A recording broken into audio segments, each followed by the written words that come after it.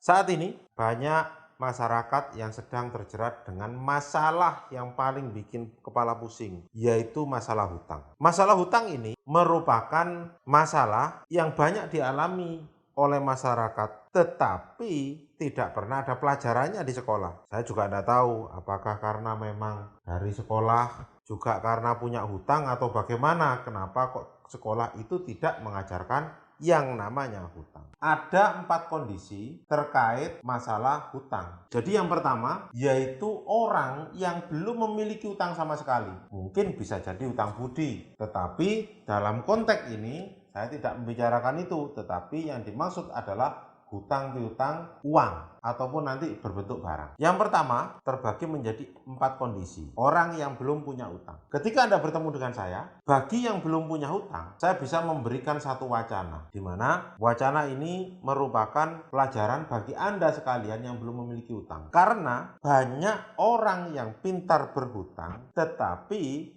tidak banyak yang bisa mengelola hutangnya dengan baik. Sebagai contoh, bank itu datang dan menawari kita hutang. Akhirnya diambillah hutang tersebut senilai 50 juta misalkan. Angsurannya 3 juta per bulan. Padahal bank itu memberikan kita hutang dengan harapan beberapa hal. Yang pertama, bisa jadi hutang kita untuk hutang konsumtif. Yang kedua, hutang kita untuk tambahan modal pekerjaan. Nah, kenapa saya sampaikan banyak orang yang pintar berhutang tapi tidak banyak orang yang pintar mengelola hutang. Begitu kita dapat duit 50 juta, maka gaya hidup kita mulailah berubah. Handphone yang sudah cukup bagus karena ada duit hutang-hutangan di bank, akhirnya kita terima juga untuk mengganti model yang lebih baru. Padahal kita tahu sebagian besar orang tidak menggunakan handphonenya secara maksimal. Contoh nih, misalkan saya lagi pakai Note yang terbaru, saya tidak terlalu banyak pakai penuh fungsi-fungsi dari handphone tersebut, tetapi karena ini gaya, akhirnya terpaksa juga. Nah, kebetulan kalau saya tidak beli, dikasih oleh salah satu alumni saya. Itu ketika punya duit hutangan berubah. Ada tawaran, sales cantik, belilah handphone yang terbaru.